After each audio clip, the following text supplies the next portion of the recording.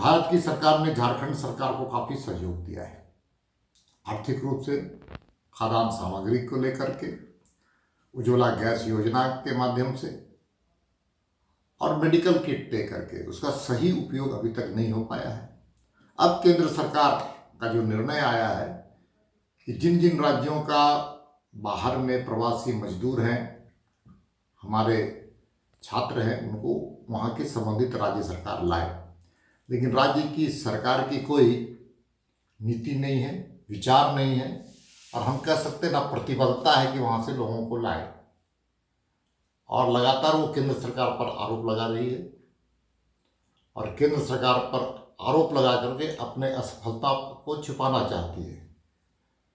अगर वो असफल है वहाँ से लोगों को लाने के लिए, तो सार्वजनिक रूप से जनता के सामने कहें कि ये असफल सरकार के असफल मुखिया हैं।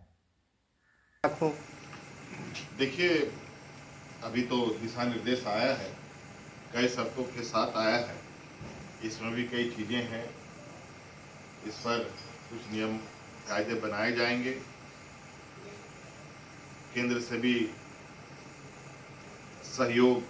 हम लेंगे, क्योंकि पूरे देश के विभिन्न क्षेत्रों में हमने शुरू से भी ये कहा है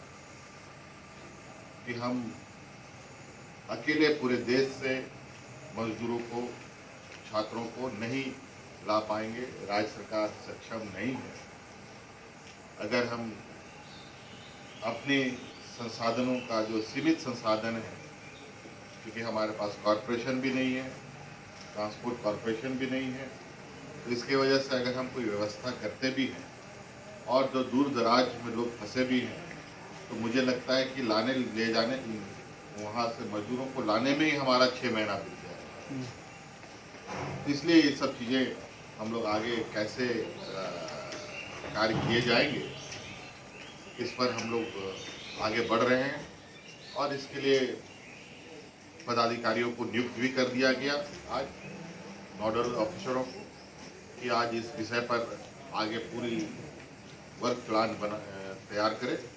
और हमें अवगत कराएं, तदनुसार आगे की कार्रवाई करें। सर, एक डेटा है क्या सर, मजदूरों की बात करें या छात्रों की बात करें, पहले से नोडल ऑफिसर थे, तो डेटा अपने पास, झारखंड के पास हमारे पास डाटा है और बहुत सारे मुझे जो खबर भी आई है, आप लोगों को भी खबर है इस बात की कि कई जगहों से, जैसे छात्रों को छात्राओं को लेकर कई अभिभावक ने अपने बच्चों को लाने का आग्रह भी किया था। उन्होंने परमिशन भी मांगा कि हमें परमिशन दिया जाए, हम अपने छात्र छात्राओं को लेके आए, और ऐसी बनेगी तो हम